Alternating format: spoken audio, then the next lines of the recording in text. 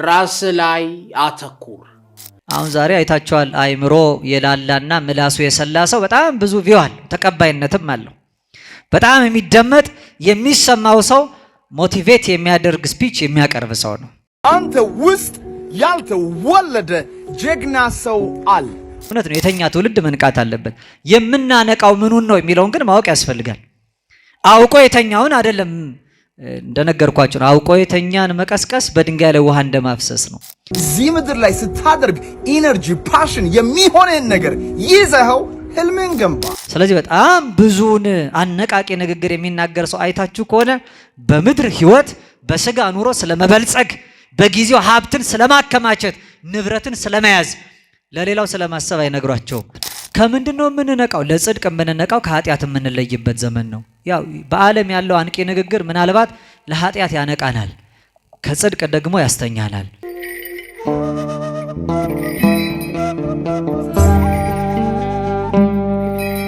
ሁላችንም በጋራ እናማት። በስመ አብ ወወልድ ወመንፈስ ቅዱስ አሃዱ አምላክ አሜን። በተፈቀደልንና በተሰጠን ጊዜ ለሰማዩ መንገዳችን ስንቅ ለነፍሳችንም ቀለብ የሚሆነውን ቃሉን እንማማራለን። ለትምህርታችን መነሻ የቅዱስ መጽሐፍ ኃይለ ቃል ለ3 ቀን ሱባኤ የነነዌን ሕዝብ የታረቀ እግዚአብሔር አምላክ ይቅር እንዲለን ከነሱ ትምህርት እንድናገኝ በትንቢተ ዮናስ ምዕራፍ 1 ቁጥር 6 ላይ ምንት ያነውመከ ምን ያስተኛል የሚለውን መነሻ አድርገን እንማራለን። ትምህርቱ ሲጠናቀቅ ከአጸደ ቤተ ክርስቲያን ስንወጣ የተቀበልነው መልእክት የሰማነው ቃል ከኛ እንዳይወጣ በልባችን ሰሌዳ በሊናችን ጓዳ ተጽፎ ለስራ እንዲያተጋን ቃሉ በእኛ እንዲኖር እኛም በቃሉ ለመኖር እንድንችል ደጅ እየጠናን ድምጻችሁን ከፍ አድርጉና እስኪ ምን ያስተኛሃል በሉ እንጂ ምን አላችሁ? መልካም ጸልዩ ወሰአሉ ለነሂ ከመያርሁ እግዚአብሔር አናቀጸ ቃል ወጸልዩ ሊተ ብዙሃ ከመእክስቶ ዘክርስቶስ ምስጢረ በከመ ይደልወን እንግር። ሰማያዊ የሆነውን የጌታችንና የአምላካችን የመድኃኒታችን የኢየሱስ ክርስቶስን ቅዱስ የሆነ ቃል እንድንማማር በቸርነቱ ለሁላችንም የቃሉን ደጅ የልቦናችንን ጆሮ እንዲከፍትልን ጸልዩ። ይልቁንም ልናገር እንደሚገባኝ መጠን ብቻ እንድገልጠው እኔንም በጸሎታችሁ አግዙኝ። ለእኔ ለደካማው ባሪያ ተናጋሪ አንደበት፣ ለእናንት ለአገልጋዮቹም ሰሚ ጆሮ፣ አስተዋይ አእምሮ፣ ውሳጣዊ ልቡና፣ መንፈሳዊ ሰብዕና እግዚአብሔር በቸርነቱ ያድለን። እውቀትን ከምስጢር ጥበብንም ከማስተዋል እያስማማ ለፍጥረት ሁሉ እንደ በጎ ፈቃዱ ማስተዋል የሚሰጥ ጥበብን የሚገልጥ ልሳነ ዓለም ከሳቴ ምስጢር አምላካችን አንዱ እግዚአብሔር መንፈስ ቅዱስ የራቀውን አቅርቦልን የረቀቀውን አጉልቶልን የተሰወረውን ገልጦ የተከደነውን ከፍቶ እንድንረዳ ይርዳን። ህጥይተ አምሳል ምን አምሳላት ከምሳሌዎች ሁሉ ምሳሌ ታጣላት። ምንም አይነት ምሳሌ ከምንም ተገኝቶ ክብሯን የማይገልጥላት መዝገበ ምስጢር የቤተ ክርስቲያናችን አንደበት ሰዓሪ ተመርገሙ ለአዳም መድኃኒታ ለሔዋን የምንላት የኛ የደካሞቹ የኃጥአን ተስፋ ለዓለም ሁሉ የመዳን ምክንያት ለሞተው ለተቀበረው ዓለም ከሞት በኋላ ሕይወት ከመቃብር በኋላ ትንሣኤ የሆነ የዓለም ሁሉ መድኃኒት ክርስቶስ የተገኘባት በጨለማና በሞት ጥላ መካከል ተጥለን ለነበርነው ከድቅድቅ ጨለማ ወደሚደነቀው ብርሃን እንድንሻገር ማንም የሚቀርበው በሌለ እውነተኛ ብርሃን ውስጥ የሚኖረውን ፀሐይ ጽድቅ እግዚእነ ኢየሱስ ክርስቶስ በማይጸኗ ተሸክማ ወደ ዓለም የወለደች እመብርሃን ድንግል ማርያም በአማላጅነቷ አትለየን። በቅዱሳኑ ቃል ኪዳን እግዚአብሔር አምላካችን ቸርነቱን አብዝቶ በመስቀሉ መርቶ ይህን የመከራና የፈተና ዘመን በቸርነቱ ያሻግረን። ሁላችን እንደምናውቀው በየዓመቱ ከአብይ ጾም አስቀድሞ ከሰባቱ የአዋጅ አጽዋማት መካከል አንዱ በረከት የምናገኝበትና ከሁሉም አጽዋማት በቁጥር ያነሰው እናቶች በፈሊጥ ነይ ነይ ብለው የሚጠሯት የነነዌ ሕዝብ ታሪክ የተለወጠበት የሱባኤና የጾም ጊዜ ይታወጃል። የእግዚአብሔር ፍጹም ይቅርታና ምሕረት የተነገረበት ነው። በዚህ በተነሳንበት ትንቢተ ናሆም ምዕራፍ 1 ቁጥር 6 ላይ ተንስ ወፀው አምላከከ ከመ ያድኅነነ እግዚአብሔር ወኢንሙት፣ እንዳንሞት እግዚአብሔር እንዲያድነን ተነስና ፈጣሪህን አምላክህን ጥራ። ምንት ያነውመከ፣ ምንድነው የሚያስተኛ? ስለምን ትተኛለህ? ምን አግኝቶ ተኝተሃል? ተነስና ካገኘን መከራ እግዚአብሔር እንዲያድነን የአምላክህን ስም ጥራ የሚል ቃል እናገኛለን። ይሄን የሚሉት እግዚአብሔርን የማያውቁ በወደብ በኩል ዮናስ ወደሚኮበልልበት ስፍራ እየሄዱ ያሉ መርከበኞች ናቸው። ሁላችሁ እንደምታውቁት በትንቢተ ዮናስ ምዕራፍ 1 ከቁጥር 1 ጀምሮ የእግዚአብሔር ድምፅ የእግዚአብሔር ቃልና ትእዛዝ ወደ ዮናስ እንዲህ ሲል መጣ። ሄዶ ወደ ነነዌ ሕዝቦች ከጥፋታቸው የተነሳ መጥፎ ስራ በመስራታቸው እግዚአብሔር ላይ በማመጻቸው እግዚአብሔር እንዳዘነባቸውና በእነሱ ኃጢአት እነሱም ሕዝቡ፣ መሬቱ፣ እንስሳቱ፣ ምድሪቱ በሙሉ እንደምትጠፋ ወደ ነነዌ ወርደህ ስበክ ብሎ ዮናስን አዞታል። ዮናስ ነቢይ ነው። ዮናስ ምንድን ነው? ያው መነሻ ታሪኩን ሁላችሁ ታውቃላችሁ። በቀደሙት እነ ኤልያስ በተነሱበት ዘመን ላይ ኤልሳ የኤልያስ ጸጋ እጥፍ ድርብ ሆኖ ያደረበት ታላቁ ሰው በነ አካብና ኤልዛቤል ዘመን በነበሩበት የተወለደ ታላቅ ሰው ነው። እንዲያውም እንግዳ ነቢዩን በቤቷ ተቀብላ ታስተናግድ የነበረች መበለት ሴት ሞቶባት ነቢዩ በታምራት ያስነሳላት ልጇ ነው። ዮናስ ማለት የዋህ ርግብ ማለት ነው። ዮናስ ማለት ምን ማለት ነው? የዋህ ርግብ ማለት ነው። ባህሪው ስም ይመርሖ ሀበ ግብር፣ ስም ወደ ስራ ስለሚመራ እንደ ስሙ መኖር የቻለ የዋህ ነቢይ ነው። እግዚአብሔር ኋላ አክብሮ የትንቢት ጸጋና ሀብት ሰጥቶታል። ትንቢት ማለት ያለፈ ያለ እንደገና ሊመጣ ያለውን ማወቅ፣ አንድ ቦታ ተገኝቶ በሁሉ ቦታ የሚደረገውን መረዳት፣ ይሄ ትንቢት ይባላል እንጂ እንደ ዛሬው ያለ መረጃ አጣርተው አካሄዱን ተመልክተው በሁኔታዎች ደግሞ ተመርተው የሚናገሩ ሰዎች ነቢያት አይባሉም። የጥንቶቹ ነቢያት የሚገኙት በአንድ ቦታ የሚኖሩት በአንድ ዘመን፣ ነገር ግን በጸጋ የእግዚአብሔር ሀብት አድሮባቸው በዘመን ሁሉና በሁሉ ቦታ የሚደረገው የተገለጠላቸው። ትንቢተ አሞጽ ምዕራፍ 3 ቁጥር 6 ላይ እስመ አልቦ ዘይገብር እግዚአብሔር ዘኢ ነበበ ወዘኢ ከሰተ ላግብርቲው ነቢያት፣ እግዚአብሔር አምላካችን ምስጢሩን ለባሪያዎቹ ለነቢያቱ ካልነገራቸው በቀር ምንም የሚያደርገው የለም ይላል። ምስጢሩን ይገልጥላቸዋል። ሊደረግ ያለውን እግዚአብሔር አስቀድሞ ያሳውቃቸዋል። እንዲህ ያሉ የእሱ አንደበት የእሱ አፍ የሆኑት አገልጋዮች ነቢያት ይባላሉ። የእኛ መምህር ሊቁ አባታችን አባ ጊዮርጊስ ዘጋስጫ ዘበነቢያት አስተንፈሰ እግዚአብሔር ከመ ያስምዕ ቃሎ ለሕዝብ፣ እግዚአብሔር ለሕዝቡ ቃሉን ማሰማት ሲፈልግ እስትንፋስ የሚያደርገው አድሮባቸው የሚተነፍሰው በነቢያቱ ነው ይላል። ስለዚህ ነቢያት ማለት አፉ ለእግዚአብሔር፣ የእግዚአብሔር አፍ የእግዚአብሔር እስትንፋስ ናቸው። ዮናስ እግዚአብሔር ተናገረው፣ ነነዌ ትገለበጣለች፣ ትጠፋለች፣ ኃጢአታቸው፣ በደላቸው፣ አመፅ፣ ክፉ ስራ፣ መተላለፋቸው በእኔ ዘንድ በርትቷል፣ ጣዖት አቁመው የሚሰግዱ እግዚአብሔርን የማያውቁ ህዝቦች ሆነዋል፣ በእግዚአብሔር ፊት የማይገባ ስራ ሰርተው ራሳቸውን እየጎዱ የሚመላለሱ ህዝቦች ስለሆኑ አዝኜባቸዋለሁ አለ። ታላቂቱ ነነዌ ታላቅ ኃጢአት የተሰራባት ከተማ ሆነች። ስለዚህ ዮናስን ሄደ ህዝቡን ንገራቸው እንደሚጠፉ አለው። ዮናስ ግን ለእግዚአብሔር መታዘዝን እምቢ አለ። ለምን እምቢ አለ መሰላችሁ? ነቢይ ስለሆነ ተመለሱ ከጥፋታችሁ መንገድ ብዬ እግዚአብሔር እንደሚያጠፋ ስነግራቸው እነሱ ይመለሳሉ። ያው ቀድሞ ያውቃል ነብይ ስለሆነ። ሲመለሱ እግዚአብሔር ደግሞ ይመለስላቸዋል። ያን ጊዜ እግዚአብሔር እነሱን ባለማጥፋቱ የተነሳ የተናገርኩትን ትንቢት የሐሰት ቃል ይላሉ። እኔን ሐሰተኛ ነብይ ይሉኛል። አንተ መማር ላይቀር ተናግሬ ሐሰተኛ ከምባል ወደ አልከኝ ስፍራ አልሄድም አለ። እንዲያውም በኢዮጴ ወደብ በኩል ነነዌን ትቶ ወደ ተርሴስ መኮብለል ጀመረ።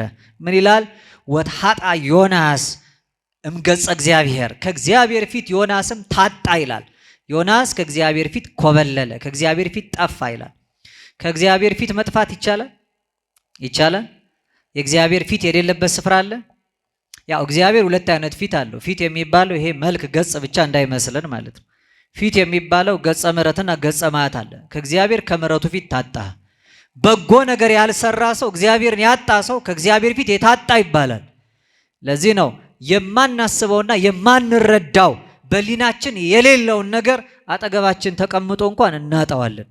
ለምሳሌ አንድ ሰው መቼም አንተ አይሆንልም አታይም፣ ግን ግባና እስኪ እቃው ፊት ለፊት አለ አምጣ ቢባል አታይም የሚለውን እያሰበ ስለሚሄድ ሳያዩ ይቀራል። ከዛ ሰው ይመጣል፣ ይሄ እኮ ነው ፊት ለፊት ያለው ብሎ ያነሳዋል። እንደ አስተሳሰብ ምርምር ደግሞ ይሄ ፐርሰፕሽን ኦፍ ብላይንድ ስፖት ይባላል። ምን ማለት ነው? አይምሯችን ላይ ስዕሉን ያጠፋዋል። አለማየቱ ትልቅ ስዕል ይሳላል። መጀመሪያ አለማየቱ ትልቅ ስዕል ይሳላል ማለት አታይም የሚለውን ቃል አይምሯችን ላይ አድርገን ንብረቱ እንኳ ቢኖር እሱን ማሰብ ስዕሉን አይምሯችን መሳል ያቆማል። የማናስበውና የማናስተውለው ነገር ከሊናችን ይርቃል። ለዚያ ነው የማያስባቸውና እግዚአብሔር የማያስተውላቸው ሰዎች ከእግዚአብሔር ፊት የራቁ ናቸው። እግዚአብሔር በሁሉ ቦታ አለ። በእግዚአብሔር ፊት እያሉ ግን እግዚአብሔር የሌሉ ብሎ ይተዋቸዋል። አያውቃቸውም። ይገርማቸዋል። እግዚአብሔር ሁሉን የሚያውቅ ሁሉን አዋቂ ነው። ሁሉን የሚያይ በሁሉ ስፍራ ያለ ነው። ነገር ግን በሁሉ ስፍራ እያለ የማያቸው ሁሉ ቦታ እያለና ሁሉን እያወቀ የማያውቃቸው ሰዎች አሉ። ታስተውላላችሁ።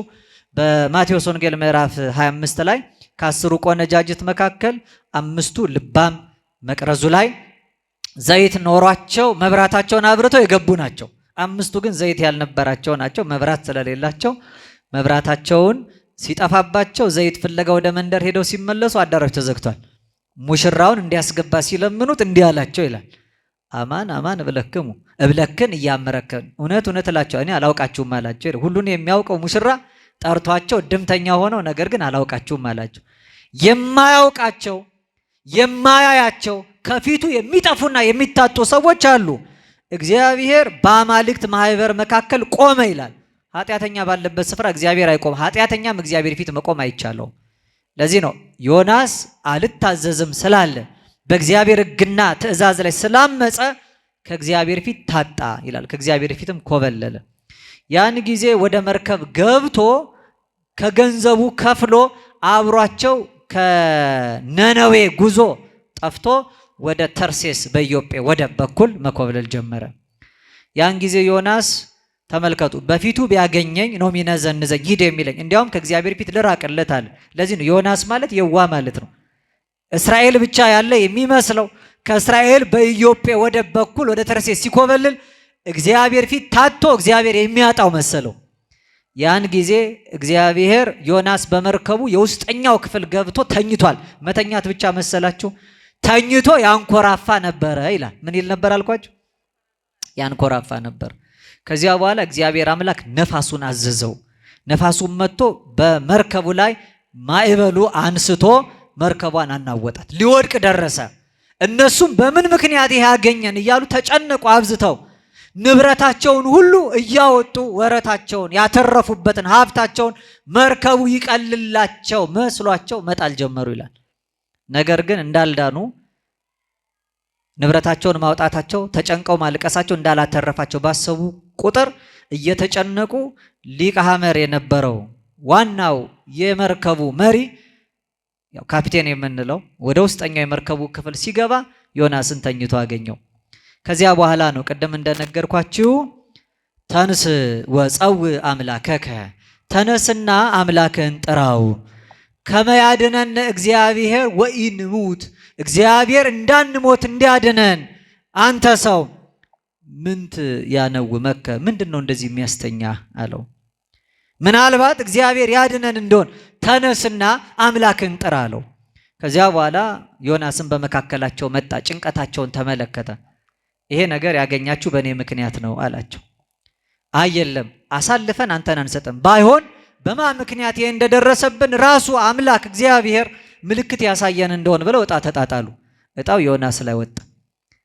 አለቀሱ፣ ለመኑ። በዚህ ሰው ምክንያት ይሄ አግኝቶን እኛ አሳልፈን ብንሰጠው የሰው ደም ዕዳ እንዳይሆንብን አምላካችን ይቅር በለን አሉ። በሉ አላቸው ዮናስ፣ ዕጣው በእኔ ላይ ወጥቷል። እኔን ወደ ባህሩ ብትጥሉኝ መርከቡ ሰላም ይሆንላችኋል አለ። እስኪ በሉ እኔን ብትጥሉኝ ሰላም ትሆናላችሁ። ይሄን በደንብ ያዙልኝ። እኔን ብትጥሉኝ በሉ እስኪ ሰላም ትሆናላችሁ። ያን ጊዜ ዕጣ የወጣበትን ፈቃዱም ሆኖ ተላልፎ የተሰጠውን ዮናስን አነሱና ወደ ባህሩ ጣሉ። ከዚያ በኋላ መርከቡ ሰላም ሆነ ይላል። መርከቡ ሰላም። እነሱም እግዚአብሔርን ለመኑ፣ ስለትም ተሳሉ፣ ፈጣሪያቸውንም አመሰገኑ። ፈጣሪያቸውን እንዲያውም እግዚአብሔር ፈጣሪን አመሰገኑ ይላል። የዮናስን አምላክ አመሰገኑት። ጠይቀውታል ዮናስን፣ አንተ ምንድነው ስራ? ይሄ ሁሉ የመጣብን በአንተ ምክንያት ከሆነ ማን የት ሀገር ሰው ነህ እያሉ ይጠይቁት ነበር። ስራዬ ብሏል ዮናስ ቀድሞ ሳይወድቅ፣ ስራዬ ባህርንና የብስን የፈጠረ የሰማይ አምላክ እግዚአብሔርን ማምለክ ነው አለ። ስራው ምንድነው ዮናስ? በጣም የዋ መሆኑን ተመልከቱ። ፊት ለፊት ስላገኘኝ ነው የሚነዘንዘኝ ብሎ በባህር የሚሄደው አምላኩ ግን ባህሩንም የብሱንም የፈጠረ ነው ብሎ መሰከረ። ስራዬ ነው፣ እኔ ከዕብራውያን ወገን ነኝ፣ ከዚህ ዘር ከዚህ ነገድ ተብዬ ግን ማልጠራ ሰው ነኝ። ስራዬን ካላችሁ ትልቁ ስራዬ እግዚአብሔርን ማምለክ ነው አለ። የእናንተ ስራችሁ ምንድን? ስራችሁ አንደኛ ጢሞቴዎስ መልእክት ምዕራፍ 6 ከቁጥር 6 እስከ 8 እንዲህ ተብሎ ተጽፏል። ለነሰ ተግባርነ አብይ ውእቱ፣ የኛ ስራችን ታላቅ ነው። ታላቁ ስራችንም ምንድነው መሰላችኋል? ፈሪሃ እግዚአብሔር፣ እግዚአብሔርን መፍራት፣ እግዚአብሔርን ማምለክ፣ እግዚአብሔርን ማመስገን ነው። እስመ አልቦ ዘአምጻእነ ውስተ ዓለም፣ ወደዚህ ዓለም ምንም ይዘን የመጣነው ነገር የለም። አልቦ ኢንክል ነሲአ እምኔሁ፣ ከዚህ ዓለም ደግሞ ምንም ልንወስድ እንኳን አልተፈቀደልንም ማለት። ትልቁ ስራችን ዋናው ተግባራችን እግዚአብሔርን ፈርቶ ለሕጉ ተገዝቶ መኖር ነው። ስራዬ እግዚአብሔርን ማምለክ ነው አለ። ነገር ግን እግዚአብሔርን አላመለከም። የሚያመልከው ሰው ለእግዚአብሔር ይታዘዛል። እግዚአብሔርን አመልካለሁ የሚል ሰው ለትእዛዙ ይገዛል። ለእግዚአብሔር ያልታዘዘ ለትእዛዙ ያልተገዛ ዮናስ ወደ ባህር ሲጣል እግዚአብሔር ያን ጊዜ የባህር አሳ ነባሪን አዘዘው ይላል። አሳ ነባሪውም መጣ፣ አፉንም ከፈተ፣ ዮናስንም ዋጠው ይላል። ውሃ እንዳያገኘው አድርጎ በሆዱ ውስጥ ዮናስን እግዚአብሔር አምላክ በአሳ ነባሪ ሆድ ውስጥ ደበቀው። ዮናስም በዚያ በጥልቁ ውስጥ ሆኖ 3 መዓልትና 3 ሌሊት ያለቅስ ጀመረ። ከዚያ ያም እባብ ከእግዚአብሔር ታዘዘና ወስዶ ነነዌ አድርሶ ዮናስን ተፍቶታል። ዮናስም በዚያ መካከል ስብከቱን ሰብኮ የእግዚአብሔርን ሕግ ፈጽሟል። ወደ መነሻችን እንመለስ። በመነሻ ኃይለ ቃል ታላቁ የመርከቡ አለቃ ዮናስን የተናገረው ንግግር ዛሬም ሊቀ ሐመር የተባለው አምላካችን ፈጣሪያችን ወደ ጥልቁ ወርደን አንቀላፍተን ለምንተኛ ለሁላችንም የተሰጠ መልእክት ነው። ምንት ያነውመክሙ፣ ምንድን ነው የሚያስተኛችሁ የሚል። ምክንያቱም አሁን እንደምትመለከቱት ወጀቡ ብዙ ነው፣ ማይበሉ ብዙ ነው፣ ነፋሱ ብዙ ነው፣ መከራው ብዙ ነው፣ እንግልቱ ብዙ ነው፣ ስቃዩ ብዙ ነው፣ ሞቱ ብዙ ነው። በዚህ ሞት መካከል ግን በጣም ብዙዎቻችን ምንም እንዳልተፈጠረ አስበን እንተኛለን፣ ተኝተን እንነሳለን። ምን ያስተኛችኋል? የሚተኛ ሰው እንዲነቃ የሚነገረው የመቀስቀሻ መልእክት ነው ይሄ። የቤተ ክርስቲያናችን የዕለት የዕለት ትምህርትና አዋጅ ይሄ ነው። እንዲያውም ትሰማላችሁ፣ መጥቅ ይደወላል። ደውል ማለት ነው። በቤተክርስቲያን ሰምታችኋል አይደል? ደውል ማለት ለተጋቡ ብቻ አይደለም የሚደወለው፣ እኛን ለማንቃት ሀሳባችን ለማቅናት። ተሰብስበን መተን እኮ ቅዳሴው መካከል ላይ በብዙ አዋጅ፣ በብዙ ትእዛዝ፣ በብዙ ምሪት ህይወታችን እንዲስተካከል ደውሉ እየተደጋገመ ይደወላል። ተመልከቱ፣ ጻኡ ሲባል ይደወላል፣ ለመውጣት ትእዛዝ ተሰጥቶ። እግዚኦ ሲባል ይደወላል፣ እያንዳንዱ ሰው ተነስቶ እጁን ዘርግቶ ወደ ፈጣሪው ለመጮህ። ከቤተልሔም ስጋውና ደሙ በትንሹ መጥቅ እየተደወለ በቅዳሴው ተጋቡ ይደወላል፣ ለፍታት ይደወላል። ቤተክርስቲያን አዋጅ ሲኖራት፣ ጥሪ ሲኖራት፣ ምዕመናን ሲሰበስብ ደውል ይደወላል። ይሄ ደውል ምንት ያነውመክሙ፣ ምን ያስተኛቸዋል፣ ተነሱ የሚል አዋጅ አለው። ያው የተኛ ሰው መቀስቀስ አለበት። መቼም የተኛ ሰው የሚቀሰቀሰው አውቆ የተኛ አይደለም። አውቆ የተኛን መቀስቀስ በድንጋይ ላይ ውሃ ማፍሰስ ይላሉ አባቶቻችን። በድንጋይ ላይ ውሃ ማፍሰስ ማለት ድንጋዩ የሚጠጣው የሚረባው ነገር የለም፣ ውሃውም ይባክናል፣ ለድንጋዩም ርባና የለውም። አውቆ የተኛን ሰው መቀስቀስ እንደዚህ ነው። አውቆ የተኛን መቀስቀስ ድንጋይ አለት ላይ ውሃ እንደማፍሰስ ነው። ነገር ግን አለና ምን አለ? ዘይነግሮ ለአብድ ከመዘይነግር ለድቁስ። ለሰነፍ ሰውና ለማያስተውል ሰው ንግግር የሚያበዛ ሰው ጭልጥ ያለ እንቅልፍ ውስጥ ተኝቶ ወሬን የሚሰማ ሰውን ነው የሚመስለው ይላል። ወሶበ አይለቀ ነጊሮቶ ይብለከ ምን ተትቤ። ነግረኸው ስታበቃ ሰነፍ ሰው ምንድን ነው ያልከው ይልሃል። የተኛን ሰው አውቆ ቢተኛ አሊያም ሳይነቃ ነገር አብዝተ ብትናገር አይሰማህም ይላል። ዛሬ በጣም ትምህርት ይሰጣል፣ ስብከት ይሰበካል። አብዝታ ቤተ ክርስቲያን ከነግ ስባት እስከ ሰርክ መስዋዕት ድረስ ደጃፎቿ ተከፍተው ቃል እግዚአብሔር ይነገራል። ነገር ግን ይህ ሁሉ የሚነገረው ቃል እግዚአብሔር ምንም እንዳልተፈጠረ አስበን እንድናድር የሚሆነው ብዙዎቻችን በመኝታ ላይ ያለ ነው፣ ስላልነቃን ነው። ቅዳሴ ላይ ትሰማላችሁ፣ ዲያቆኑ እየደጋገመ ተንሥኡ ለጸሎት ይላል። እንዲያውም እለትነብሩ ተንሥኡ፣ የተቀመጣችሁ ሰዎች ተነሱ የሚል አዋጅ ያውጃል። አበው የተቀመጣችሁ ሰዎች ተነሱ ማለት በቅዳሴ ላይ እንድንቀመጥ አዋጅ ትእዛዝ ኖሮ አይደለም። እንዲያውም በእኛ ቤተ ክርስቲያን ነው በብዛት ቤተ መቅደስ ሲሰራ ከቤተ መቅደሱ ንዋያት መካከል አንዱ አስፈላጊ ነገር መቀመጫ ወንበር የሆነው። ምስራቃውያኑን በሉ ከምስራቃውያኑ ውጭ ኦሪየንታል ከተባሉ ጸባሃውያን የኛን ሃይማኖት በዶግማ ጭምር ከያዙት እንደ ህንድ ቤተ ክርስቲያን ያሉት ብታዩ በቤተ መቅደስ ውስጥ ወንበር የሚባል ነገር አይቀመጥም። ምክንያቱም ቤተ መቅደስ ማለት ቀራኒዮ ማለት ነው። ቀራኒዮ ላይ የሚቀመጡ ቁማርተኞቹ ብቻ ናቸው። ቀራኒዮ ላይ ብርቶቹ የተሸለሙ ጸንተው የቆሙት ናቸው። ወንበዴው የቀኙ ለምሕረት የታደለው መከራ እየተቀበለ ቆሞ በመንግስት አስበኝ ያለው እናቱ ድንግል ማርያም ወይ ቀውማን የተባለው ሴቶቹ በመስቀሉ አንጻር ግርጌ ቆመው ነበር ተብሏል። በአንጻረ መስቀል ቀዊሞ ይላል ዮሐንስ። በአንጻረ መስቀል በመስቀሉ አንጻር ቆሞ ነበር ይላል። መስቀሉ ስፍራ ላይ የበረከት ሰዎች በሙሉ ቆመዋል። የ3 ሰዓቱ ቅዳሴ የ3 ሰዓት የቀራኒው ቁመትን ነው የሚመስለው። ስለዚህ ምንም አይነት አዋጅ የለም። ምናልባት ወንበሩም የተዘጋጀው ብዙ ደካማ ሰዎች ስለሚኖሩ ዝለትና ድካም ቢያገኛቸው ከቅዳሴ እንዳይታጎሉ በማለት አረፍ ሊሉ ነው። እንዲያረፉት ይቀመጡ ይሆናል። አዋጁ ግን ተለይቶ አይደለም። ተነሱ የተቀመጣችሁ ሰዎች የተባለው እንድንቀመጥ ታዞ ሳይሆን የምንቀመጥበት ወንበር የምንተኛበት አልጋ ቤተ ክርስቲያን ውስጥ የለም። ነገር ግን አንዳንዶቻችን ቅዳሴው እየተቀደሰ ከአንክሮ ከተዘክሮ ተለይተን ስለምንኖር ነው። መዘንጋት ሀኬት ማለት ስንፍና ማለት ነው። መዘንጋት ማለት አለማስታወስ ማለት ነው። እንድናስተውልና እንድንበረታ የሚሰጠው አዋጅ ተንሥኡ ለጸሎት የሚለው ነው። ተነሱ ለጸሎት የሚለው እያንዳንዳችን የሚቀሰቅሰን ነው። አንዳንዶቻችን ቆመናል። ስጋችን ቤተ መቅደስ ውስጥ አለ። ሐሳብና ፈቃዳችን ህሊናችን ግን ሙግት ይዞ በየመንደሩ በየሰፈሩ ከቤተ ክርስቲያን አጸድ በአፋ ነው። ቆመን ስጋውያን ሆነን ስጋዊ ነገር የምናስብ ሰዎች አለ። ወንህነሰ ስጋውያን። ለዚህ ነው ቅዱስ ዲዮስቆሮስ እንደውም በቅዳሴው ሀዳፊ ነፍስ ላይ እኛ ግን ስጋውያንን የስጋን ነገር እናስባለን፣ የስጋን ነገርም እንሰራለን፣ አንተ ግን የመንፈስን ነገር አስተምረን ይላል። መንፈሳዊ ነገር ተምረን በመንፈሳዊ ማዕድ ላይ በመንፈሳዊ ሰበና እንድንቆም እግዚአብሔር ይርዳን። ስለዚህ መንፈሳዊ ሆነን እንድንቆም ነው። ከአራተ ዝንጋኤ በተዘክሮ ከመዘንጋት አልጋ ላይ በማሰብ በማስተዋል እንድንቆም፣ ከአራተ ሀኬት በአንክሮ ከስንፍና አልጋችን ላይ በመደነቅ ቅዳሴውን አይተን እንድንቆም የተሰጠ አዋጅ ነው። ለዚህ ነው መንቃት ያስፈልጋል። ዓለማችን እንግዲህ ዘንድሮ የደከመውን ሰው ለማንቃት በጣም ብዙ መንገዶች ይጠቀማል። ደግሞ አይታችኋል። ሁሉም ሰው የአንቂ ንግግር ተናጋሪ ነው መሰለኝ አይደል?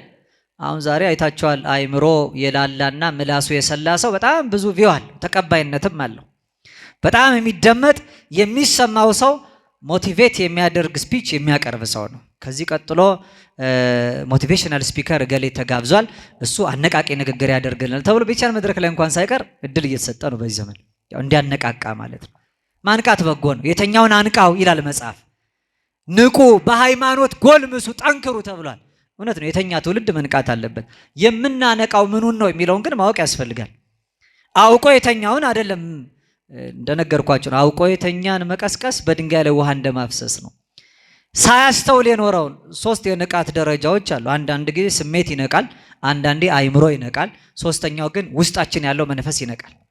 ስሜታውያን ሲነቁ ውጪ ያለው ተጽዕኖ ስለሚያሸንፋቸው የሚያደርጉትን አያውቁ።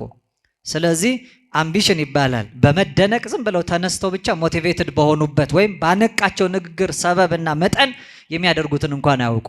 ስለዚህ ውጫዊ ተጽዕኖ በቀላሉ ይገዛቸዋል። ስሜታውያን የሆኑ ሰዎች የሚያነቃቸው ንግግር ስሜታቸው ነው የሚያነቃው። ስሜት ለውጪ ተጽዕኖ ተጋላጭ። ስለዚህ ሸቀጥ ማራገፊያ ነው የሚሆኑት። የሀሳብ ማከማቻ ነው፣ ቆሻሻ መድፊያ ነው የሚሆኑት። ማንም ሰው የበላውና የጠጣው ሳይስማማው ያገሳ እንደሆን ያንን ተቀብለው ቆሻሻውን ተሸክመው ትውልዱን ይበክላሉ። በጣም ዓለማዊው ንግግር፣ ምድራዊ የሆነው ዲስኩር ዓላማውና ተልእኮ ይሄ ነው። ስጋውያን የሆኑ ሰዎች ስጋዊ ነገር ነው የሚናገሩት። ስለሚያልፈው ነገር ነው የሚጨነቁት። ስለሚጠፋው ነገር ነው የሚጠበቡት። የምድሩን እንጂ የሰማዩ የማይታያቸው፣ የጊዜው እንጂ ዘላለሙ የማይታያቸው፣ ኃላፊውን እንጂ ዘላለማዊ ነገር ጉዳይ የማይሰጣቸው ሰዎች አሉ። ስለዚህ በጣም ብዙውን አነቃቂ ንግግር የሚናገር ሰው አይታችሁ ከሆነ በምድር ሕይወት በስጋ ኑሮ ስለመበልጸግ፣ በጊዜው ሀብትን ስለማከማቸት፣ ንብረትን ስለመያዝ፣ ለሌላው ስለማሰብ አይነግሯቸውም። ራስን ገዝቶ ለፈጣሪ ተገዝቶ ሌላውን ስለማስገዛት ጭምር አይሰብኳቸውም። እንዲህ አይነቱ ንግግር ያነቃል። እንደው መቼም መንቃት የሚባል 2 አይነት ነው ቃሉ ራሱ በአማርኛው ሲነገር። እገሌ ነቃ ከተባለ ምን ማለት ነው? አንደኛ አዌክ መሆን ነው አይደለ? የተኛ ሰው ነቃ ይባላል። ሁለተኛ ሰው ተረት ሰምታችኋል። ብርሌ ከነቃ አይሆንም ዕቃ ይባላል። መንቃት ምን ማለት ነው? ምን ማለት ነው? መሰንጠቅ ማለት ነው። አንዳንዴ ይሄ ነቃ ይባላል። በእግሩ ረጅም መንገድ የሚሄድ ሰው ካለ እግሩ መስመር ካያችሁት የእግር ንቃቃት ይባላል። መሰንጠቅ ማለት ነው። ስለዚህ የሚያነቁ ሰዎች አንዳንድ ጊዜ ህሊናና አስተሳሰባችንን በሙሉ የሚሸነቆሩ ሰዎች ይሆናሉ። አስተሳሰባችንን፣ ፍላጎታችንን በሙሉ እነሱ በቀላሉ ቃል አሳምረው የሚማርኩ ይሆናሉ። የሚታየው ውጫዊው ነገር በጎ የሚመስል ስሜትን የሚረታ ፈቃድን የሚገዛ ይሆናል።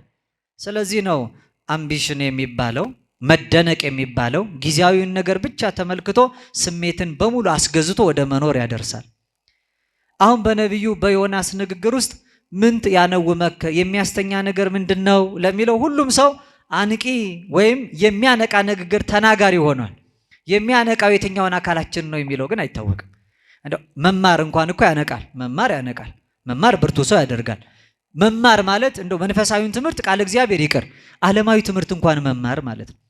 አሁን ጊዜ ሰጥቶ መማር እንኳን የተናቀበት ዘመን ሆኗል። እንኳን መንፈሳዊነት ዓለማዊ ትምህርት መማር አካዳሚክስ የሚባለውን በዓለም ሰዎች ተመራምረው አሁን እኛ እዚህ ቆመን ለመናገራችን በዓለም ያሉ የተመራመሩ ሰዎች ባለድርሻዎች ናቸው፣ የሚመሰገኑ ናቸው። አሁን እኔ ብዙ አብዝቶ ከመጮ ለሁላችሁም ድምፅ ከማሰማት የታደጉ እንዳሰማ የረዱኝና ብዙ ከመጮ የታደጉኝ እነሱ ናቸው። ይህን ሰርተዋል። ምናልባት በየቦታው በየቤታችሁ እዚህ መምጣት ያልተቻላችሁ ያልሞላላችሁ ሰዎች ካላችሁ እንድትሰሙ ያደረጉ እነሱ ናቸው። ይሄ ከእውቀት የሚገኝ ነው። የትኛው ሲነቃ የማናገናዝብበት የማናስተውልበት ኢንተሌክት የሚባል ከውስጥ ያለ የማገናዘቢያ ክፍላችን ሲደነዝዝ ማለት ነው። ያንን ለማንቃት ትምህርት አስፈላጊ ነው። ለዚህ ነው ቅድም ለሰነፍ ሰው ከተናገርከው በኋላ በተኛ ሰው ፊት እንደምታወራ ስትጨርስ ምንድነው ያልከኝ ይልሃል የተባለው። ስለዚህ እንዲህ ያለ ትሑታን ሰዎች ማንቃት ያስፈልጋል። ዓለማዊ ንቃት የሚባለው የአእምሮ ንቃተ ህሊና እንደሚባለው ማለት ነው። ይሄ ትንሽ ከስሜት ንቃት በላይ ከፍ ያለ ነው። መንፈሳዊ ንቃት ደግሞ ከዚህ ሁሉ ይለያል። ረቂቁን እግዚአብሔርን የምናናግርበት ለሕጉ ተገዝተን የምንኖርበት ነው። እንደው የዮናስ ታሪክ እጅግ አስተማሪ ከመሆኑ የተነሳ ንቃት የሚያሰጠው መንቃት የሚያሰጠውን ዋጋ ከእግዚአብሔር እንዴት እንደሚያገናኝ አጠር አድርገን እና እንጨርሳለን። ያው የነቢዩ ዮናስ መጽሐፍ ሁላችሁ ታውቃላችሁ። 4 ምዕራፍ ነው ያለው። የመጀመሪያው ምዕራፍ የሚነግረን ስለ ዮናስ አለመታዘዝ ነው። የማን አለመታዘዝ? በጣም ይገርማቸዋል። የዮናስ አለመታዘዝ ምን ያስተምራል መሰላችሁ? እግዚአብሔር ለሰው ልጅ የሰጠውን ስልጣን ያስተምራል። በዚህ በነቢዩ በዮናስ መጽሐፍ ላይ ለእግዚአብሔር ፍጥረታት ታዘዋል። ከሰማይ ነፋስ ታዟል። ከየብስ ትል ታዟል፣ ከባህር አሳ ታዟል።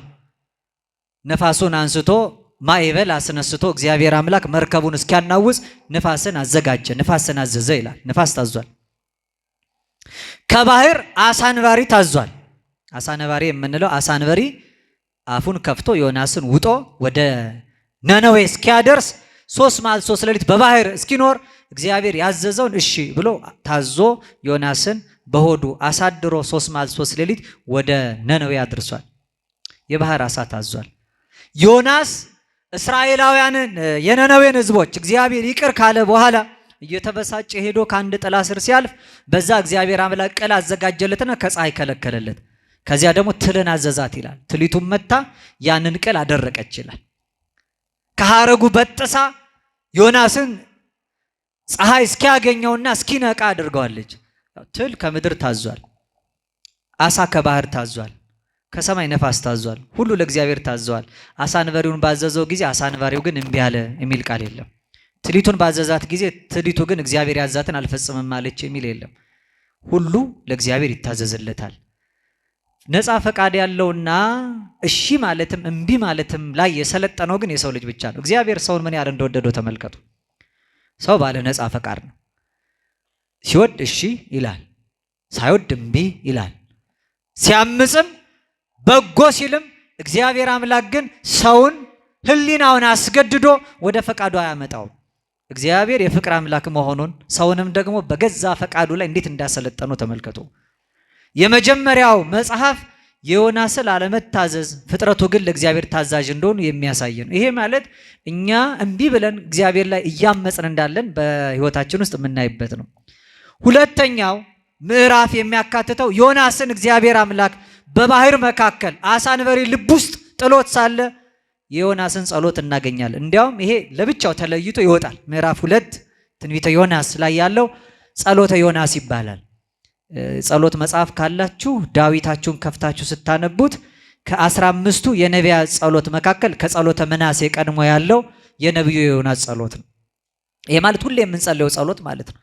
አመፀኛ የነበረ ለእግዚአብሔር ያልታዘዘ ከሕጉ የራቀ በመንገዱ ያልሄደ ዮናስ እግዚአብሔር በያዘው ጊዜ በጭንቅ መከራ መካከል ሆኖ እግዚአብሔርን ያሰበበት ማለት ነው።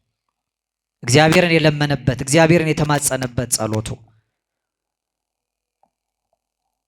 ወተዘከርዎ ለእግዚአብሔር ሶበ ሀልቀት ነፍሴ ወተዘከርክዎ ለእግዚአብሔር። እግዚአብሔርን አሰብኩት ነፍሴ በውስጤ በደከመችብኝ ጊዜ። ትምጻ ሀቤከ እግዚኦ ጸሎቴ ውስተ ጽራ መቅደስከ። አቤቱ አምላኬ ሆይ ጸሎቴ ወደ ተቀደሰው ማደሪያ ወደ አንተ ፊት ትድረስልኝ እያለ ዮናስ የለመነው ልመና የተማጸነው ተማጽኖ በሰፊው ተጽፎበታል። እኛም ስንቸገር በእግዚአብሔር ሕግ ላይ ስናምጽ ወደ እሱ እንዲመልሰን እሱን የሰማው እሱን የታደገው አምላክ በጥልቁ መካከል እንዲሰማንና እንዲታደገን የዮናስን ጩኸታችን አድርገን እኛም ከ15ቱ የነቢያት ጸሎት መካከል በጸሎተ በመዝሙረ ዳዊት ክፍል ላይ አካተን ሁሌ እንጸልየዋለን። በሰንበቱ ጸሎት ላይ የምናነሳው ስለሆነ ምዕራፍ 3 ላይ ከዮናስ ጸሎት ቀጥሎ ያለው የዮናስ መመለስ ነው። ወደ እግዚአብሔር መመለስ። ዮናስ ወደ እግዚአብሔር ሲመለስ የእግዚአብሔርም ደግሞ ወደ ህዝቡ መመለስ። ዮናስ እንደተናገረ ዮናስ እንደተመለሰ ህዝቡንም እንደመለሰ አይቶ እግዚአብሔር እንደተመለሰ ማለት ነው።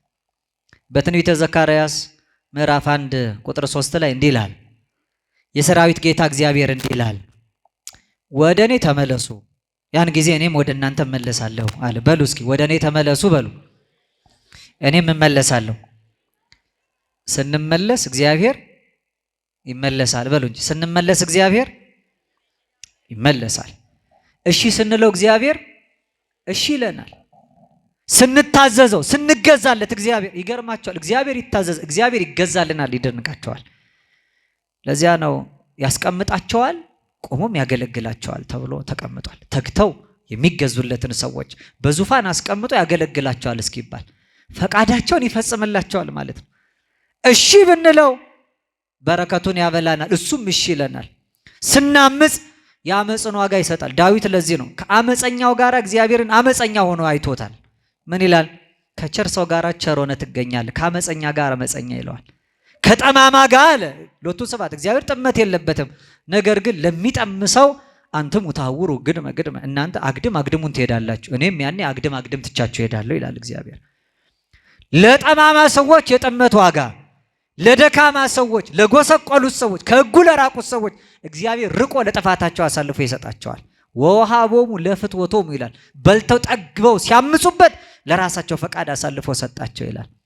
ተላልፈን ለፈቃዳችን እንዳንሰጥ እንደ ፈቃዱ ለመኖር እንድንችል እግዚአብሔር በቸርነቱ ይርዳን።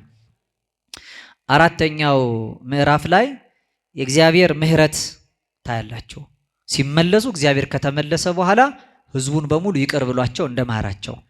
ከዚያ ደግሞ የዮናስን ብስጭት ታያላችሁ። እግዚአብሔር ሲመለስ እግዚአብሔር ይቅር ሲል ዮናስ እንዲህ አለ፣ አንተ ውእቱ መሐሪ ወመስተሳይል፣ አንተ ቸርና ይቅር ባይ ነህ። ርሁቀ መዓት ወብዙኃ ምሕረት፣ መዓተ የራቀ ምሕረትም የበዛን። አንተ ጻድቅ ወዘትኔስህ በእንተ እኪት፣ ስለ ክፉ ነገርም ተነስተ የምትጸጸት አንተ እውነተኛ አምላክ ነህ። ያንን አውቅ ስለነበረ ነው ሂድ ስትለኝ አልሄድም ያልኩት እኮ። አሁን ያው ማርካቸው ትጠፋላችሁ ብለህ ተናገር አልከኝ። ትጠፋላችሁ ስል ሳታጠፋቸው ቀረ። ታዲያ እኔ ሐሰተኛ ተባልኳል። አንዳንድ ጊዜ ለራሱ ቃል ለራሱ ክብር የሚጨነቅ ሰው አለ፣ ለእግዚአብሔር ክብር የማይጨነቅ ሰው። አሁን መቼም ሰው በብዛት እንኳን አልመጣም እንጂ ወንበሩ ቢሞላና አንድ ሰው ቢመጣ ያይና መቀመጫ የለም ብሎ ወደ ቤቱ የሚሄድ ሰው አለ። ምክንያቱም የሚያስጨንቀው መሬት ለመቀመጥ የራሱ ክብር፣ እንዴት ከማንም እንደዚህ መሬት እቀመጣለሁ ይላል። በእርጋታ ተቀምጦ ቃሉ እሱ ላይ እንዲያድር የማይፈልግ ሰው የሚቀመጠውን ሰው ዝቅ ብሎ የእግዚአብሔርም ቃል ከላይ የወረደው አካላዊ ቃል ዝቅ ብሎ እሱ ላይ ያድርበታል። ማደሪያ የሚያደርገን የከበረው ልዑል የሆነው ቃሉ ያ የሰማይ መንገድ ስንቅ የነፍሳችን ቀለብ ራሳችንን አሳልፈን ከሰጠን ነው። በዚህ ሕይወት ውስጥ ሁሉ ዮናስ እግዚአብሔር ላይ አዝኖ ከዚያች ቅል በታች ሆኖ እንደገና እግዚአብሔር አምላክ ያችን ቅል በትል እንድትበላ አድርጎ ፀሐይ ሲመታው ተነሳና ተበሳጭ። ያቺ የበቀለችው ቅል ከፀሐይ ከልላኝ ትላዘ እንድትደርቅ ታደርጋታለህ። ዮናስ ምን አበሳጨ? ቅሊቱን ተክላት ነበር። አንተ ተጨንቀ ኮትኩታ አሳድጋታል። አልደከምክባትም። አንተ ላልተጨነክባት፣ ላልደከምክባት፣ ላልተከልካት ቅል እንዲካዘንክ እኔ አንደኛ በመልኬና ባህሪዬ የፈጠርኩት፣ ሁለተኛ ፈጣሪነቴ በፍጥረት እንዲገለጥ ላበጀሁት በነነዌ ለሚኖሩ እንስሳትና ሰዎች እንዴት አላዝንም? እነዚህ እኮ በእኔ ፊት ቀኝና ግራቸውን የማይለዩ ናቸው አለ። እለ ይፈለጡ የማኖሙ ጸጋሞሙ፣ ግራቸውን ከቀኛቸው ያለዩ ሰዎች ናቸው። ተመልከቱ፣ ቀኛቸውን ከግራቸው ያለዩ፣ መጥፎውን ከበጎ ያላገናዘቡ፣ በጥፋት እንዲሄዱ እኔ እንድቀጣቸው እንድቀስፋቸው እንዴት ታስባለህ? ስለዚህ ቅጠል መድረቅ ከተጨነቅ እኔ በመልክ የፈጠርኩትንና ከመፍጠር ያልናኩትን እንዳጠፋ እንዴት ታስባለህ? እግዚአብሔር ለነነዌ ሕዝቦች እንደራራላቸው በቸርነቱ ለሁላችንም ይራራልን። እስኪ ማጠቃለያ መጨረሻ አንድ ነጥብ ላንሳ። ዮናስ እግዚአብሔር አምላካችን ወደ ነነዌ ሲልከው እምቢ ብሎ አምልጦ ነው ሄደው። ኋላ ግን ለመመለሱ ምክንያት የሆነና ለነነዌ ሕዝብ መታደግም ንስሐ እንዲገቡ ሰባኪያቸው ይሄው ዮናስ ነው። የነነዌ ሕዝቦችን ታሪክ ስናስብና የዮናስን ሕይወት ስንመለከት እያንዳንዳችን ዮናስን የምንመስል ሰዎች ነን። እንደው እንደ ነነዌ ሕዝብ በሀገር የምናዝንበት የምንወድቅበት ማቅ ላይ ራሳችንን ጥለን ከምግብ ተለይተን የሞቀውን የደመቀውን በሙሉ ትተን እግዚአብሔርን ልናስብ የሚገባበት ዘመን ያው ጊዜው የነነዌ ሕዝቦች ታሪክ በእኛ የተደገመበት ዘመን ስለሆነ እንደው ነነዌ ሕዝቦች እግዚአብሔርን ያሳዝነውታል። ከነሱ ቢበልጥ እንጂ የማያንስ ነውርና በደል እያንዳንዳችን ሕይወት ላይ ስለሚገኝ ማለት ነው። እንደነሱ ቤተ ክርስቲያን አዋጅ አድርጋ በየዓመቱ የነነዌን ጾም እንድንጾም ታዛለች። ይህንን መቼም ትንሽም ስለሆነ ከሕፃናት ጀምሮ የማይጾመው ሰው የለም። በአንጻሩ ደግሞ ወደ ዓለም ለመሄድና ይህን ድምፅ እንደ መስማታችን ደግሞ እኛ ራሳችን እስኪ ዮናስ ቦታ እናስቀምጥ። የእግዚአብሔር መሳሪያዎች ድምፁን ሰምተን ታዘን የምንሄድ ሰዎች ነን። ምክንያቱም ሲጀምር የሚለው የእግዚአብሔር ቃል ወደ ዮናስ መጣ ነው የሚለው። አሁን የእግዚአብሔር ቃል ወደኛ መጥቷል። ይሄን በየተለያየ ስፍራ ሆናችሁ የምትሰሙ በዚህች አጸደ ቤተ ክርስቲያን ተቀምጣችሁ የምትሰሙ ቃሉን የምትሰሙ ልባችሁን እልከኛ አታድርጉት ይላል መጽሐፍ። ስለዚህ ቃሉን የምንሰማ የእግዚአብሔርን መልእክት የምናደምጥ ሁላችን እንደ ዮናስ ታዘናል። እስኪ እንድንናገር ማለት ነው። አሁን የዮናስ ታሪክ 3 ስራ በመስራቱ ከጥፋት ህዝቡን ለመታደግ ችሏል። ስንት ስራ በመስራቱ? መጀመሪያ ራሱን አየ። ቀጥሎ በእግዚአብሔር ታየ። ሶስተኛ ለሌላው ሕዝብ እግዚአብሔርን ማሳየት ቻለ። ራሱን አየ ማለት ሰው ራሱን የሚያየው ራሱን ሲገዛ ነው። ከመስበክ በፊት አስቀድሞ መሰበክ ያስፈልጋል። ከመናገር በፊት መስማት ያስፈልጋል። ሳይማሩ የሚያስተምሩ ሰዎች ስለበዙ ነው። ሳይነቁ የሚያነቁ ሰዎች ስለበዙ ነው። ሁላችን በድንግዝግዝና በጨለማ የምንራመደው የምንሰማውን ሳናገናዝብ ሰዎች እንዳሉን ብቻ ተጨነን ስለምንኖር ነው። አንድ ቋንቋ እየተናገርን መስማማትና መግባባት ራሱ ያቃተን። ዮናስ ከመስበኩ በፊት መጀመሪያ ራሱ መሰበክ ነበረበት። ሌሎቹ እግዚአብሔር እንዲሰማቸው ከመናገሩ በፊት እሱ እግዚአብሔር ሊሰማ ያስፈልግ ነበር። ሌሎቹ ለእግዚአብሔር እንዲገዙ ከመስበኩ በፊት መጀመሪያ እሱ ለእግዚአብሔር መገዛት ነበረበት። ህዝቡ ንስሐ እንዲገቡ ከማስተማሩ በፊት መጀመሪያ ዮናስ ንስሐ መግባት ነበረበት።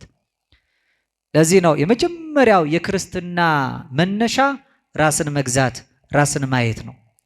እያንዳንዱ ሰው ዛሬ የቤት ስራው ስለሌላው ነው የሚገደን፣ የሚጨንቀን ስለሌላው። ወሬ እንኳን የምንሰማው ስለ እንትን ተብሎ ነበር አልሰማህም ነው የሚለው ሰው።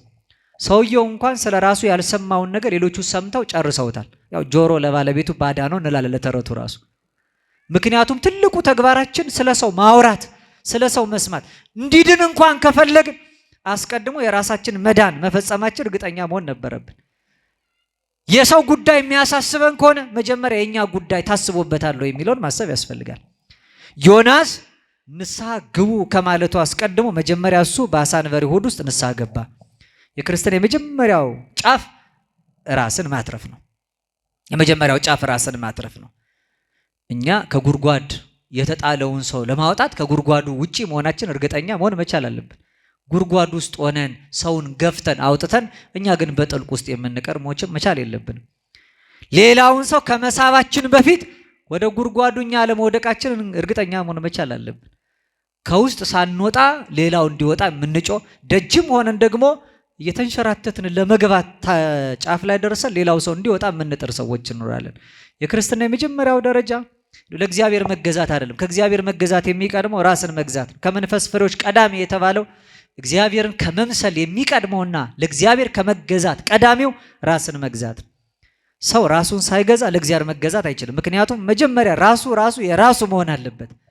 እኛ የራሳችን ነን ወይ የሚለውን ማወቅ አለብን። ማለት ዓለም አልገዛንም ወይ? ምድራዊ ሐሳብ አላታለለንም ወይ? ጊዜያዊ ቅር ጠልፎ አልጣለንም ወይ? የሚያልፈው ምኞት ዓለምና በዓለም ያለውን አምሮቱን አትውደዱ፣ ዓለሙም በዓለም ያለው ሁሉ ኃላፊ ነው ብሎ ዮሐንስ በመልእክቱ እንዳስተማረ ዓለሙኒ ኃላፊ ወንብረቱኒ ኃላፊ ይላል። ዓለሙ ኃላፊ ነው፣ ንብረቱም ኃላፊ ነው። ዓለምና በዓለም ያለው ሁሉ ኃላፊ ነው። ዓለሙን የሚከተል ሰው አብሮ ያልፋል። ለዚህ ነው ቅዱስ ጳውሎስ እኮ ሐሳባቸው ምድራዊ የሆኑ ሰዎች ወደ ሀሪቶም ውርትምና መጨረሻቸው ደግሞ ጥፋት ነው ይላል። ምክንያቱም ምድራዊ ሐሳብ ካላቸው ምድር ስለምታልፍ እነሱም አብረው ያልፋሉ ይላል። መጀመሪያ እኛ የኛ ነው የሚለውን ማወቅ ያስፈልጋል። ዮናስ ከመስበኩ አስቀድሞ መጀመሪያ ራሱ የተሰበከ ዮናስ ህዝቡን ንስሐ ግቡ ከማለቱ አስቀድሞ ራሱ ንስሐ የገባ ሆነ። ለዚህ ነው የነነዌ ሰዎችን ከጥፋት መታደግ ቃሉም ተሰሚነት ህዝቡ አይደለም የሰማው። በጣም የሚደንቀው የዮናስን አዋጅ የሰሙት ወደ ቤተ መንግስት ሄደ ይላል። ማን ነው እሱ የሚናገረው? እስኪ አምጦትና ጥሩት እስኪ ይናገር አላለም። ንጉሱ ምን አለ? በዚያ ዘመን እኮ በአገራቸው በእስራኤል እነ አካብ ህዝቡን ያሳድዳሉ፣ ነቢያቱን ይገላሉ። ዮናስ ንጉሱ ፊት ሳይቆም የተናገረው ንግግር፣ የሰበከው ስብከት፣ የሰጠው ማስጠንቀቂያ ቤተ መንግስት ድረስ ደረሰ።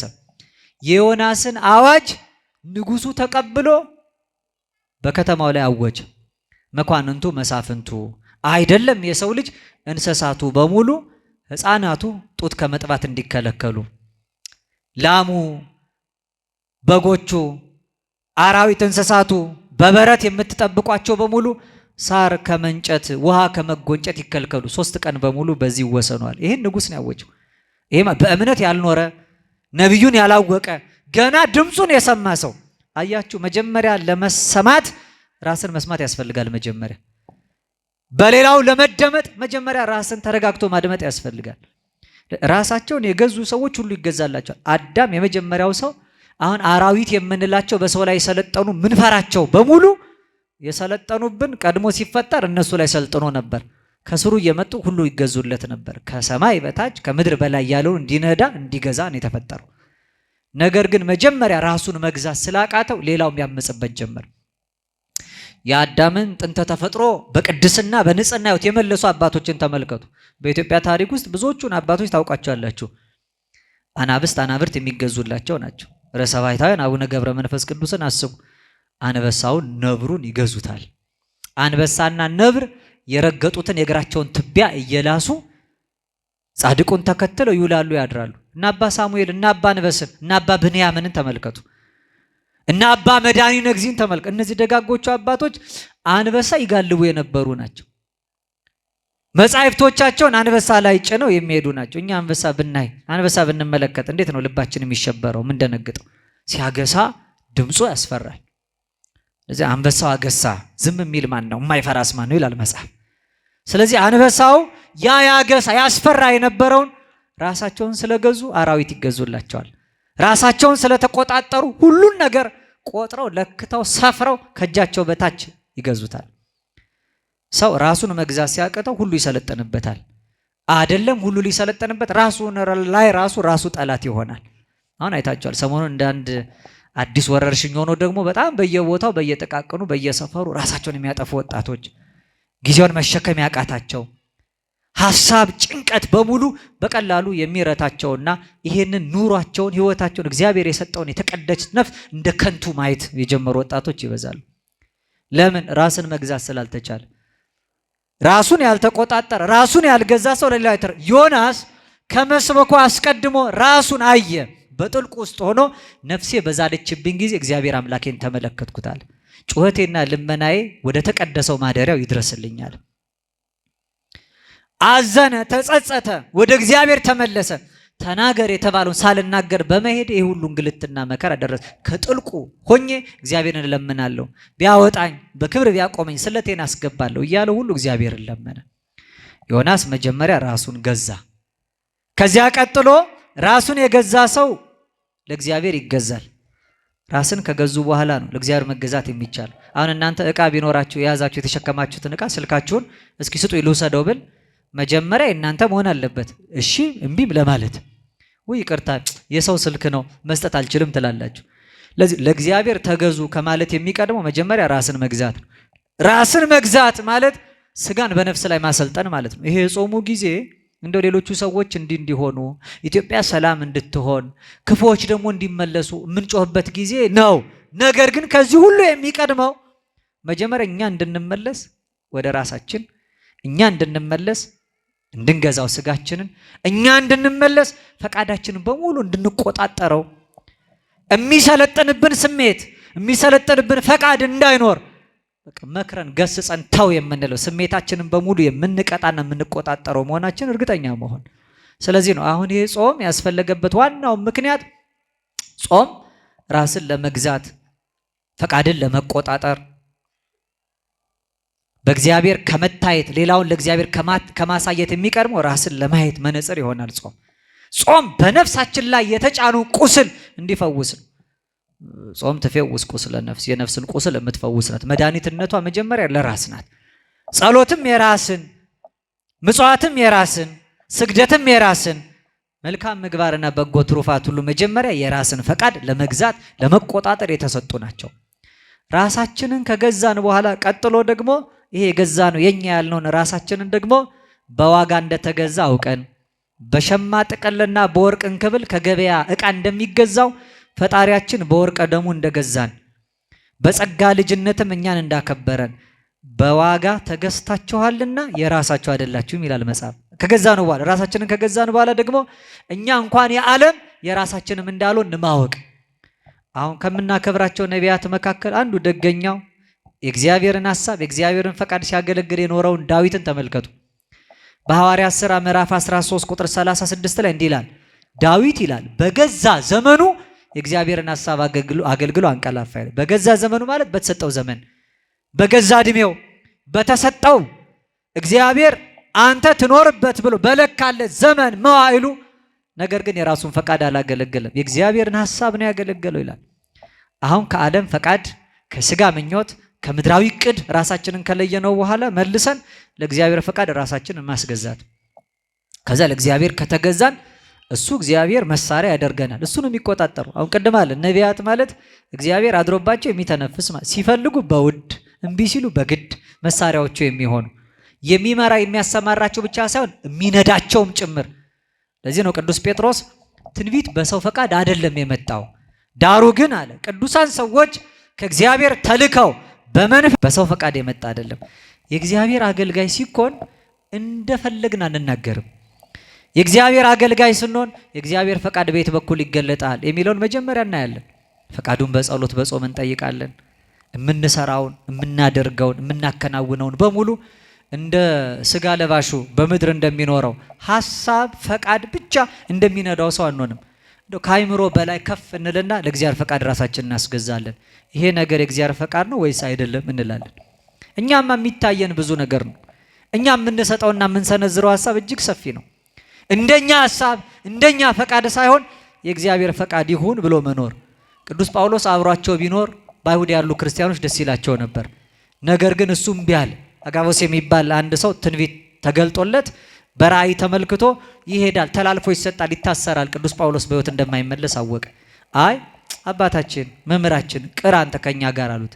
እሱም ብዙ ለመኑት፣ እምቢ አለ። ምክንያቱም እኔ ብቀር የእናንተ ፈቃድ ነው፣ የእኔም ሐሳብ ከእናንተ ጋር መኖር ሊሆን ይችላል። ነገር ግን አለ በስጋ ከእናንተ ጋር መኖሬ ለእኔም ለእናንተም መልካም ነው። እኔ ግን ልሄድ ከክርስቶስ ጋር ልኖር እናፍቃለሁ። ከሰው ሐሳብ የሚበልጠው የእግዚአብሔር ሐሳብ ነው አላቸው። በለመኑት ጊዜ አብዝተው ሲያስጨንቁት እምቢ አለ።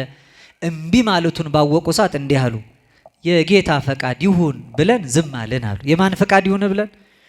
ስጋዊ ከሆነ ሐሳብ ስንለይ ሁል ጊዜ የእግዚአብሔርን ፈቃድ እንላለን። አሁን አንዳንድ ጊዜ ጉዳዮች ሲደርሱብን ፈተና ሲሰለጥንብን እኛ ከአቅማችን በላይ ሲሆን ምን እንላለን? ነገር ለበጎ ነው እንላለን። ነገሩ ለምንድን ነው? ለበጎ ነው፣ ለማንም አይደለም የተባለው። መጽሐፍ እንዲህ ነው የሚለው፣ እግዚአብሔር ለሚወዱ አንድ፣ እንደ ሐሳቡ ለተጠሩት ሁለት፣ ለነዚህ ሰዎች ነገር ሁሉ ለበጎ እንዲደረግ እናውቃለን ይላል። በቃ ዝም ብሎ ተነስቶ ብቻ በኃጢአቱ ምክንያት ወድቆ ድካም አግኝቶ ሰው ለበጎ ነው ማለት የለበትም። የሚሻው የሚፈልገውን ነገር አጥቶ ሲቅበዘበዝ ወድቆ ለበጎ ነው አይልም ሰው። ለበጎ የሚሆነው ነገር አንደኛ እግዚአብሔርን ከወደድ ነው። ሁለተኛ እንደሱ ሐሳብ እንደነገርኳችሁ ዓለም እንደምትፈልገው ተጠቅማብን ስንወድቅ አይደለም ለበጎ የሚባለው። ለበጎ ነው የሚባለው እንደ ሐሳቡ ለተጠሩት ሰዎች ነገር ሁሉ ለበጎ እንዲደረግ እናውቃለን ይላል። እርሱን ስንወደው ማለት ራሳችንን ገዝታ ስንገዛለት ማለት ነው። እንደገና ተገዝተን እንደ ሐሳቡ ስንሄድ ማለት ነው።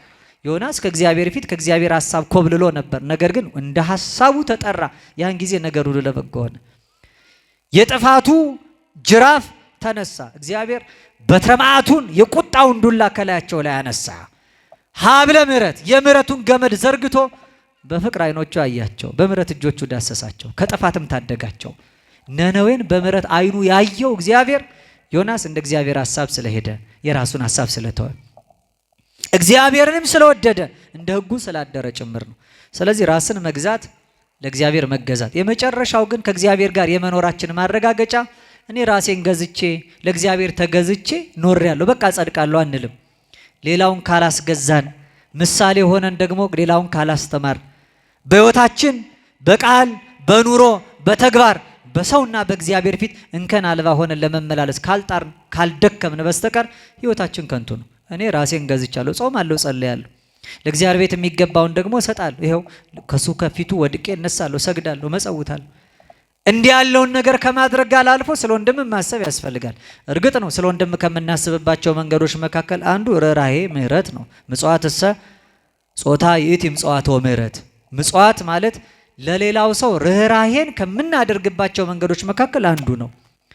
ራስን ለመግዛት መጾም ጥሩ ነው። ለእግዚአብሔር ለመገዛት መስገድ ጥሩ ነው። ሌላውን ለማስገዛት ደግሞ መመጽወት ጥሩ ነው። ስለዚህ ይሄ የጾም ጊዜ ነው። ራስን መግዛት ንስሐ መግባት ነው። ራስን መግዛት ራስን መክሰስ፣ ራስን በእግዚአብሔር ፊት ማዋረድ ነው። ሕሊናችን ኃጢአታችንን ካልዘከረ፣ አንደበታችን ክፉ ስራ መተላለፋችንን ካልዘረዘረ፣ ለአበ ነፍስ ካልነገረ በስተቀር ገና ራሳችን አልገዛ ነው። የንስሐ ሕይወት የሌለው በምክረ ካህን የማይኖር ሰው በየዓመቱ ነይ ነይ እያለ ነነዌን እየጾመ ጾሙ ግን በምክረ ካህን ካልተገራ ደርሶ ከእግዚአብሔር አምላኩ ፊት ለመታየት ራሱን መርምሮ ራሱን ፈትሾ ራሱን አንጽቶ በእግዚአብሔር ፊት የሚያከብረውን በእግዚአብሔር ፊት በክብርም የሚያቆመውን ሕይወት ገንዘብ ካላደረገ ሰው ከንቱ ነው። መጾማችን ልማድ ይባላል። የመጾም ሐኪምም እያዘዘ ለጤና ሲባል ራስን ከምግብ መጠበቅ አለ። ስለዚህ ይሄ ጊዜ እኛ ነቅተን ራሳችን የምንጠብቅበት ከምንድነው የምንነቃው? ለጽድቅ የምንነቃው ከኃጢአት የምንለይበት ዘመን ነው። ያው በዓለም ያለው አንቂ ንግግር ምናልባት ለኃጢአት ያነቃናል፣ ከጽድቅ ደግሞ ያስተኛናል። መጽሐፍ እንዲህ ነው የሚለው፣ ለኃጢአት መተኛትና ለጽድቅ መንቃት አለባችሁ። አንደኛ ቆሮንቶስ መልእክት ምዕራፍ 15 ቁጥር 34 ላይ በጽድቅ ንቁ፣ ኃጢአትንም አትስሩ፣ እግዚአብሔርን የማያውቁ አሉና አሳፍራችሁ ዘንድ ይሄን እላለዋል። ለጽድቅ ንቁ። ለምን ንቁ አልኳችሁ? ለጽድቅ ንቁ። ኃጢአትን ግን ምን አትበሉ? አትስሩ። ለጽድቅ ንቁ፣ ኃጢአትን አትስሩ፣ እግዚአብሔርን የማያውቁ አሉና። ለኃጢአት የሚያነቋችሁ ለጽድቅ የሚያስተኟችሁ ሰዎች አሉና ከነዚህ ተለዩ። አንድ የመጨረሻ እስኪ መረጃ ልንገራችሁ። መቼም መረጃ አይደነቅም አይናቅም። በምድራችን ላይ አሁን የሚደረገውን ይሄ በተለይ ስሜትን ለመግዛት አስተሳሰብን ለመማረክ ወደ ዓለም ለመሳብ ለስጋ ፈቃድ ለምድራዊ ቅር ለጊዜያዊ ምኞት እኛን እያታለሉ ለመጥለፍ የሚታገሉ ሰዎች አንድ ትልቅ የቤት ስራ ተሰጥቷቸዋል። በምድራችን ላይ ይሄ የአዲሱ ዘመን የአዲሱ ትውልድ እንቅስቃሴ የሚባል ነገር እንዳለ ታውቃላችሁ። እናንተ የበለጠ የዚህ በሽታው ተጋላጭ እንደሆናችሁ ስለማምን ነው። በዚህ ሐሳብ ውስጥ ኒው ኤጅ የሚለውን ሐሳብ ለመጀመሪያ ጊዜ ወልደው ለዓለም ከሰጡት ሰዎች መካከል ወደ 25 የሚሆኑ ነገረ ሃይማኖታዊ ተኮር የጥበብ የፍልስፍና መጽሐፍ ነገር ግን ሃይማኖትን ማዕከል ያደረገ መጽሐፍ የጻፉ እንግሊዛዊ ትውልድ ያላቸው በዜግነታቸው ግን አሜሪካዊ የሆኑ አንድ እናት አሉ። እኚህ እናት አሊስ ባይሊ ይባላሉ። አሊስ ባይሊ ከጻፏቸው ከ25ቱ መጽሐፍት መካከል አንዱ ኤክስተርናላይዜሽን ኦፍ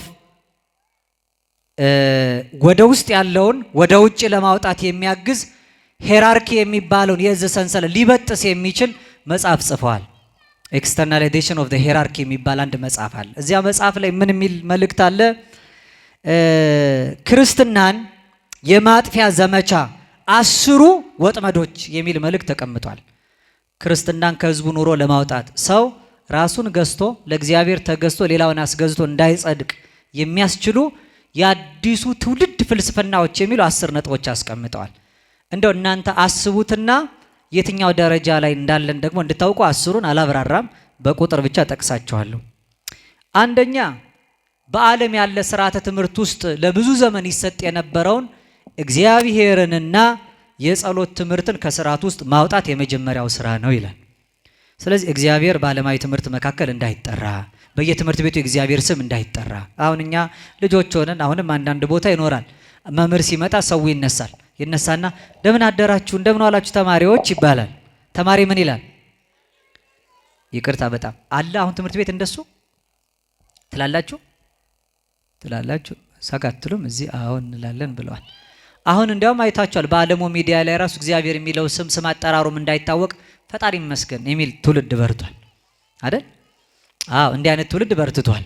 ለምን? እግዚአብሔር ብሎ ይትቀደስ ስምከ ስምህ ይለይ አንድነቱና ሶስትነቱ ያለበት ምክንያቱም አምላክ ይመስገን ፈጣሪ አምላክ ይመስገን ነው የሚለው። አምላክ የሚባለው የእግዚአብሔርነት መገለጫ አይደለም። ሌሎችም ካመለኳቸው ዓለሙ፣ ንብረቱ፣ ስልጣኑ፣ ዕውቀቱ፣ ጉልበቱ በሙሉ አምላክ የሆነበት ሰው አለ። አልቦ ገብር ዘይክል ለክልያ ጋይስ ተቀነው ለሁለት ጌታ መገዛት አትችሉም። ሌሎች ጌቶች አሉ ማለት ነው ከእግዚአብሔር ውጭ። አንደኛ የእግዚአብሔርን ስም የጸሎትንና ለእግዚአብሔር የምንገዛበትን ራስ መግዣ መንገዱን በሙሉ ከሥራ ትምህርት ማውጣት። ሌላው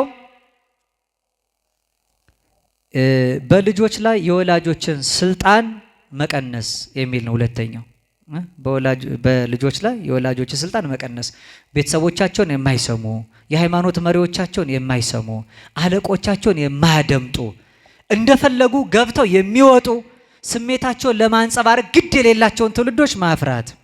በሶስተኛ ደረጃ ክርስቲያናዊ የቤተሰብ መዋቅር ወይም ተፈጥሯዊ የቤተሰብን ትስስር ማጥፋት ይላል።